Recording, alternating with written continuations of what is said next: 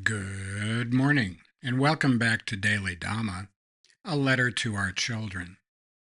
Today is August 17th, and our reading is Cognitive Dissonance. When our deeply held ideas about the world are challenged or proven false, we create a narrative to explain the incongruity in order to maintain cognitive consonance. The challenged ideas might be about ourselves, other people, institutions, or sacred assumptions. The intention is not to understand the world, but to keep our head from exploding. The tales we concoct can be just so stories that are patently absurd to people who don't share our beliefs. They lack evidence and rely heavily on demonizing or idolizing groups or individuals.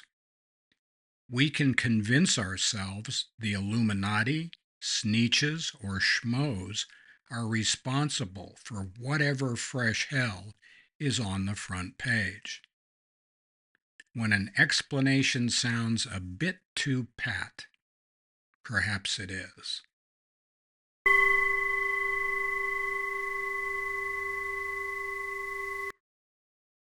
We see what we want to see and hear what we want to hear, and we're not willing to be dissuaded by anything as pedestrian as facts. I mean, we wouldn't want to do that. Where would that end? And in the age of the 24-hour news cycle and what amounts to just blatant propaganda coming from hither and yon. I mean, this isn't just one side that's dishing this up. There is a cacophony of ridiculous reasons why the elephant has a big nose, or a fat ass for that matter. And they sound plausible. There's a certain surface plausibility to it. Well, it's because the crocodile pulled the end of that what used to be a normal sized nose. Oh, it's because they sit around the watering hole eating bonbons all day. Whatever the reason is, these just so stories turn out to be not so. And just because something sounds good doesn't mean that it is good. This is another reason why, as teachers, we have an obligation to teach kids critical thinking. That is, how to look for information, how to assess the possible conflicts of interest in the people that are pitching the stories, and to apply our mother wit to whether or not that sounds like it makes sense.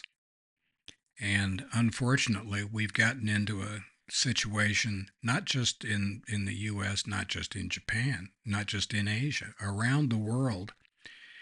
We're kind of living in a fairy tale land. It's really weird. You know, you'd think that with all of the cool stuff we've got that we'd be able to work on this, but this just goes to show you that human beings have not changed in the last 40,000 years. We're the same people as Ugg, or whatever the caveman's name was, when they were trying to sort out what was going on for them. They were just playing for bigger stakes, that's all. And that's unfortunate. Anyway, cognitive dissonance. Don't believe everything you think. We believe in the Dhamma, in truth, cause and effect, law, order, nature, the way things are, good orderly direction, grace over drama, great universal spirit, like that. And if other people believe in other things, good on you. Good luck with that. Hope that works out for you. So happy trails to you until we meet again.